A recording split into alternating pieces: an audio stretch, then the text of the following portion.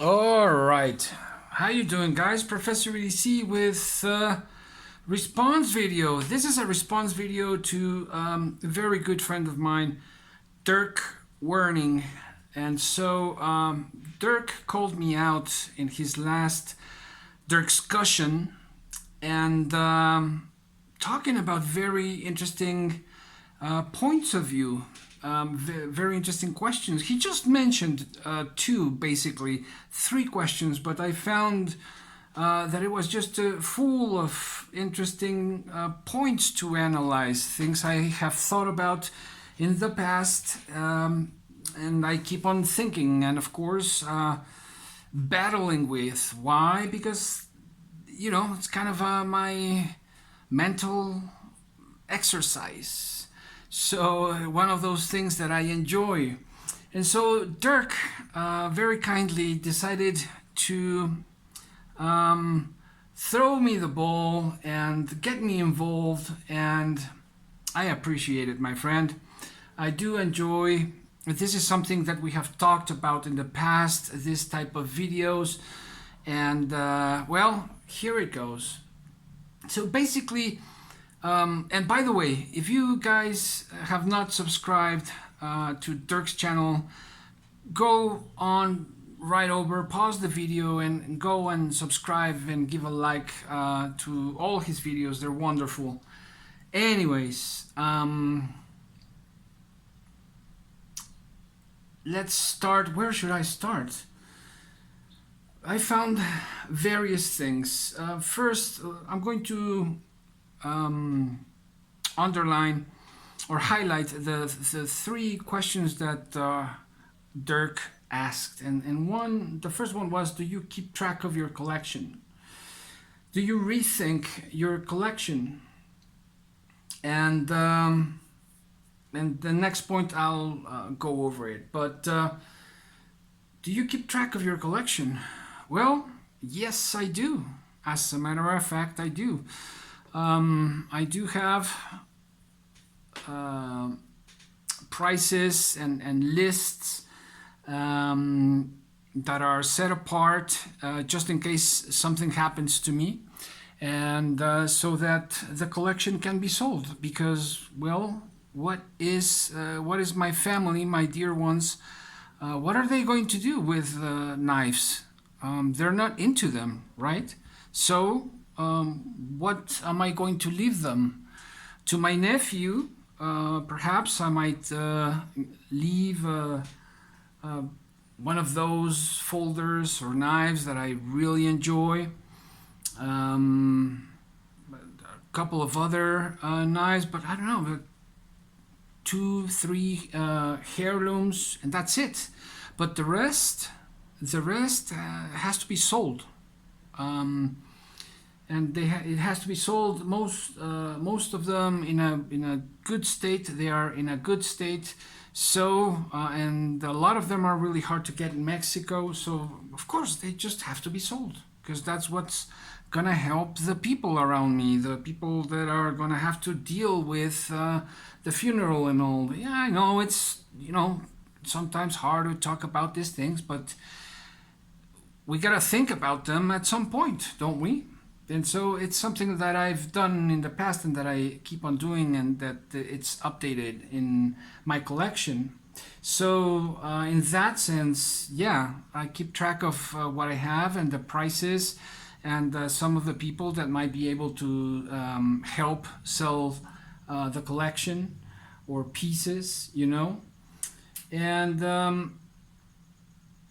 also, it's just interesting to see, as we keep track of the collection, to see some of the pieces that are no longer available, or some of the pieces that, of course, have gone on in price, or that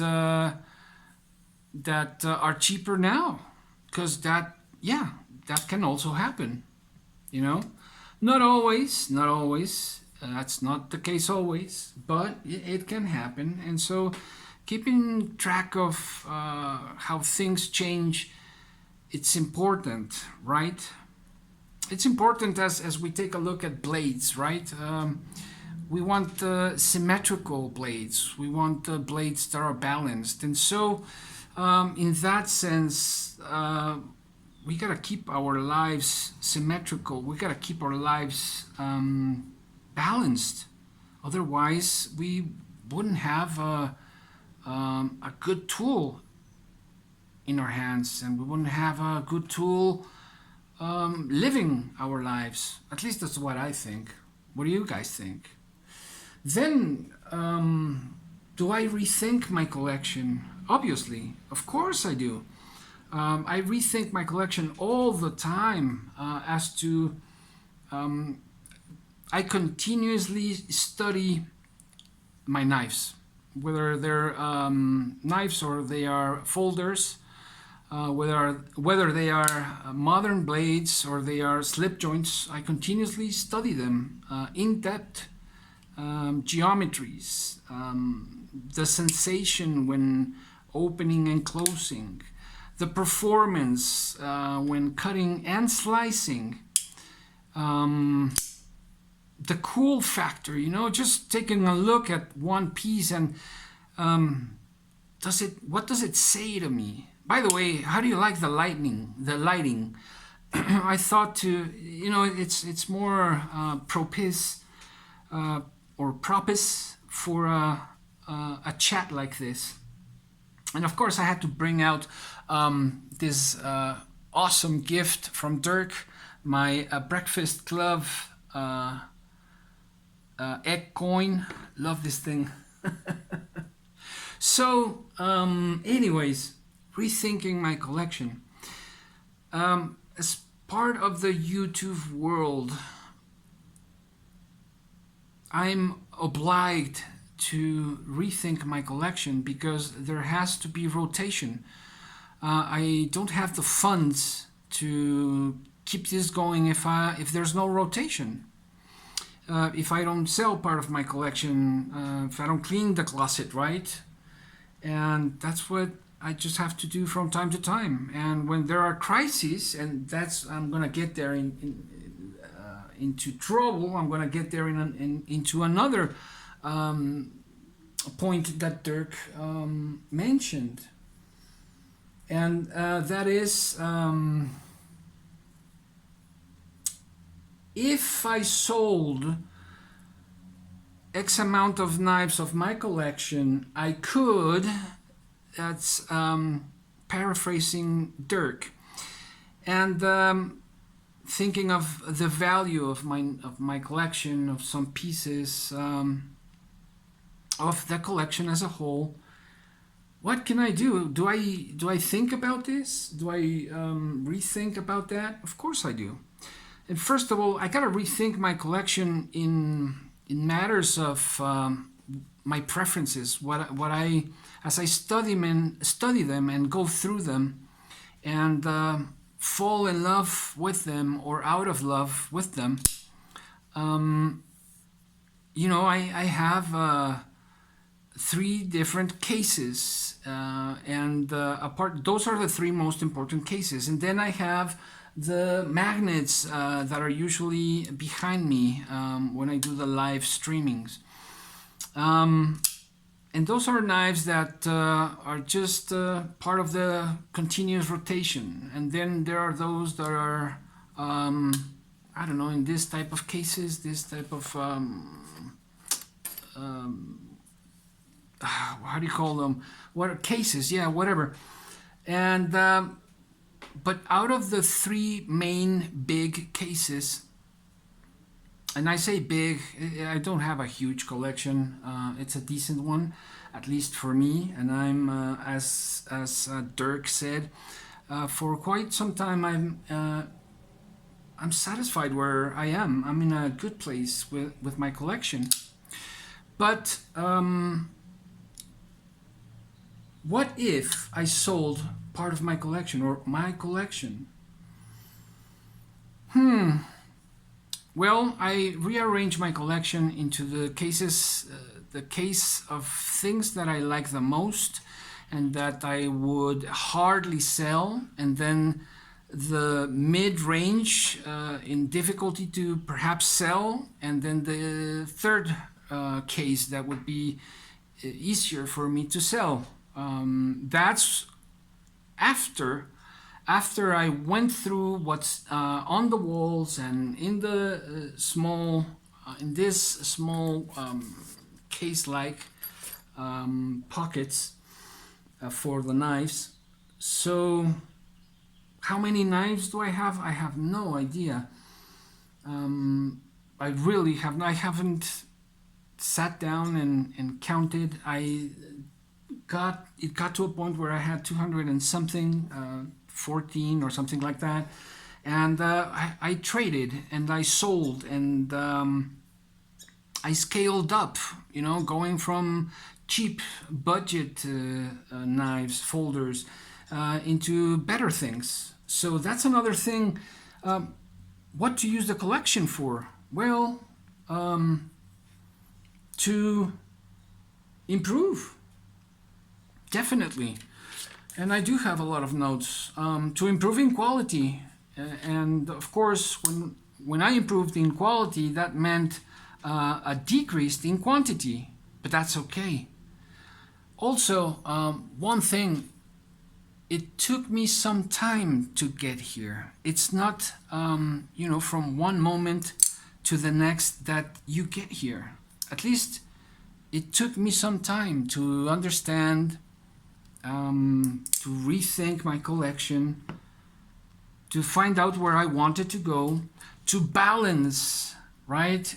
To balance my collecting like a blade. And I'm still perfecting my blade of being, if I could call that. And so, you know, my collection is separated in that way. In the case of my knives, I have sold a lot of, I don't know, half of the collection. I've kept really what I use and what I really like. And just I don't know, a couple of extras, just a couple. But rethinking the collection is important all the way, I think. Especially if you wanna have a channel and you don't have the funds, you know, to continuously buy knives, then you gotta think of rethinking continuously your collection and a rotation, a healthy rotation, so that you don't get in trouble. And I have gotten in trouble, you know. I learned the bad way. I don't know why I'm that way, or it's part of being human, perhaps, or just, I don't know. Or I just mess up like that.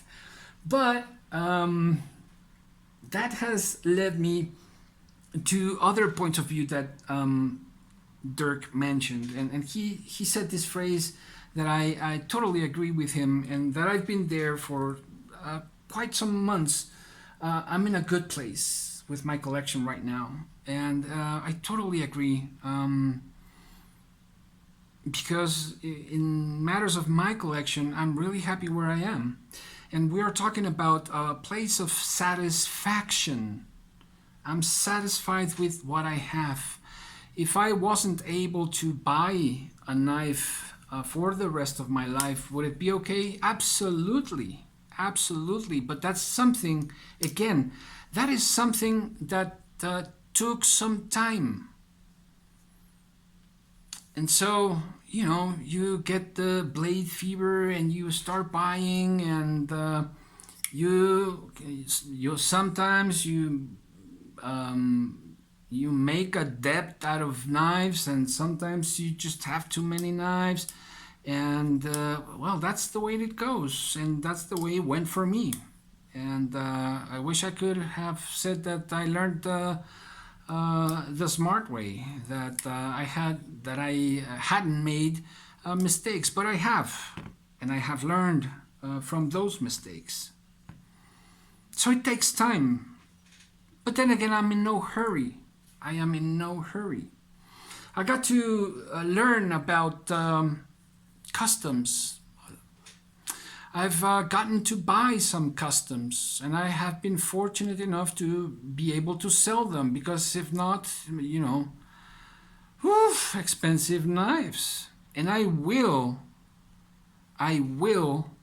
buy a couple of customs in the future, 1 or 2. And I will stay there. Why? Because I'm organizing my collecting. I am satisfied where I am, but at the same time, I have too much. I don't need so much, and I have a lot of quality in what I have. And so, you know, it'll come to a point where I'll have to sell, and I do want to sell. And also, you know, when we got to realize something, and I want to ask that question to see what you guys agree, if you agree or not. What do you think collecting is? Because I see it as a luxury. There are many definitions for collecting, and I will do a video on that. It has just taken me time to get to that video, because I've been doing a lot of psychological research and researching matters of art collecting, because there are similarities, of course, and differences, of course, and what should be collected and what shouldn't be collected according to certain rules of the serious collecting world. And I enjoy studying about that. So it'll get to a point where I will reduce my collection.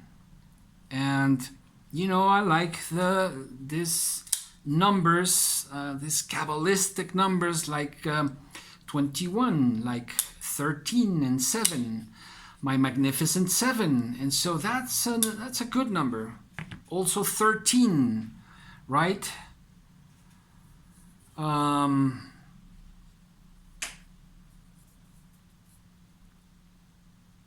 Perhaps one folder per month and an extra one, you know. If I remember correctly, the 12 Knights of the Round Table and Arthur. I just like to play with those ideas, and but those are good numbers for me, and that's even that is more than enough. But you see, it all begins with ideas. Because when I think about more than enough, and when Dirk and I think or say I'm good I'm in a good place with my collection, we are satisfied with what we have or where we are at right now. So, but there's more to it. There's just more to it. Why do we collect? Why do you collect? Do you know? It's more, let me tell you one thing. It's more than just the love of blades. In many cases, it's just the love, it goes beyond the love of blades. And it has to do with psychology,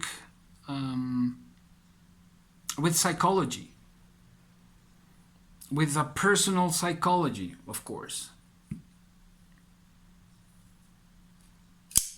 But that's up to, that's a very personal thing, and that's up to everyone to find out or not. That's whether you decide or not to follow that trail, to follow that path. In my case, I've, this has been like a quest for me. Finding my special katana, like the old warriors would look for their blade to speak to them, to find that sword in the stone, you know, that Excalibur, that singing katana, or the singing sword as well. And, well, it's a entertaining, and more than entertaining, it's a learning experience, at least for me, and I enjoy it, and I enjoy that. And I have found that I collect because of various reasons, not just because of the beauty and usefulness of a blade. What about you? And then sometimes we get to the point where we have to sell because of this or that reason, or perhaps are we just selling, are we just changing the superficial scenario, the surface, but not the in-depth structures? And that's where psychology comes in, and it gets really interesting. I don't know, at least for me again. It's just my opinion. So if it serves you, that's awesome. If it doesn't serve you, if you don't like it, you can just throw my opinion away to the trash. No problem. But when we talk about satisfaction and rethinking our collection and rethinking part of our life, and what if we did this or that, we are talking about Plethosophy. That's right, and this is not a Plethosophy Sunday. It's a response to a Dirkscussion. But let me tell you some things that I have used my collection for, because I have not only used it in order to improve my collection, I have used it to pay off a debt. I have used my collection to survive. When COVID hit, and particularly when COVID hit me, and it almost took me, it almost killed me. I was unemployed. I was with a huge medical debt, and rent and credit cards. I had to live off credit cards, and so I have been using my collection for that. For food, for rent, for utilities. To improve my life, of course, to survive. And in the case, for example, what Dirk was thinking, doing some improvements in his new house, of course. This is an investment that is there, and it has its positive and negative sides to it. And we each have to think, do our homework and think about that. But it's an investment that can benefit us at times. And it should benefit us always, or most of the times. I have used my collection for health issues. Very important. For emergencies of all kind, and also to help family or friends. So, a collection is a luxury in a simple sense. And I enjoy collecting, I enjoy learning, and I enjoy my collection. But a collection should not be above all of the things that I have mentioned, above family, above friends, above health, above survival, above paying our debts. It would be silly.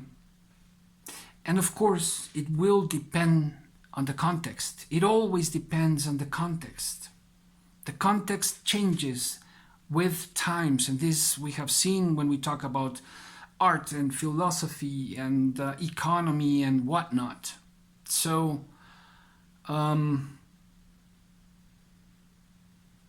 another question that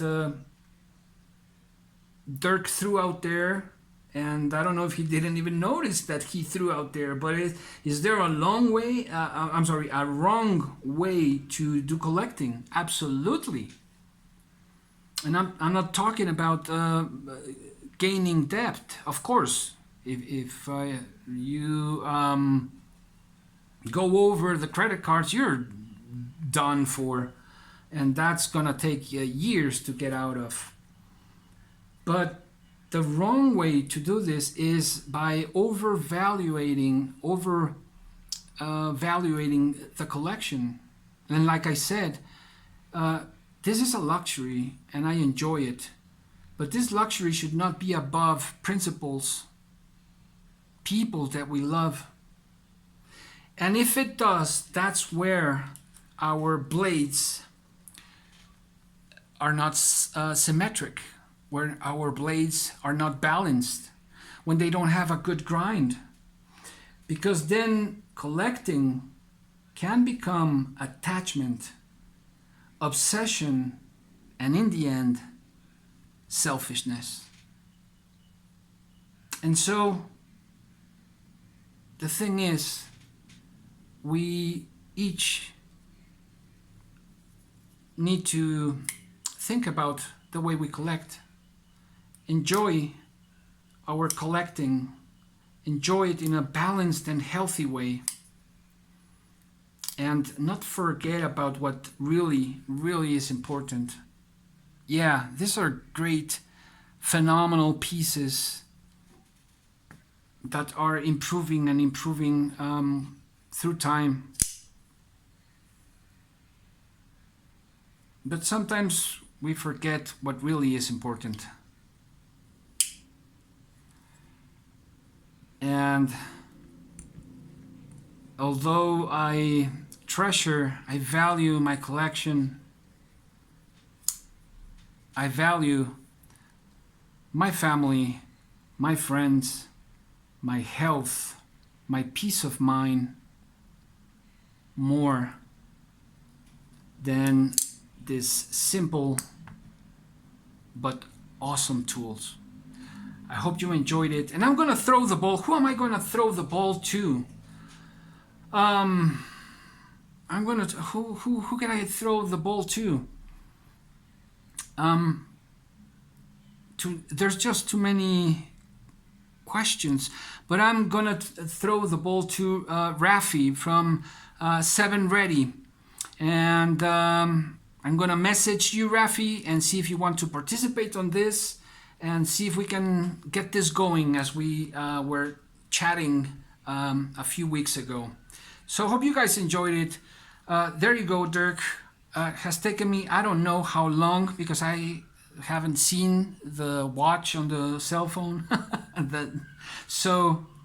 But there it is, and I hope you guys enjoyed it. Professor EDC out.